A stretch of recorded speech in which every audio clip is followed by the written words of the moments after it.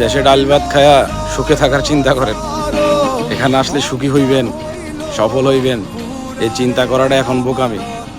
আর একবার আসলে যাওয়ার কোনো পথ খুঁজে পাবেন না, সামনেও যাইতে পারবেন না, পিছেও আসতে পারবেন না।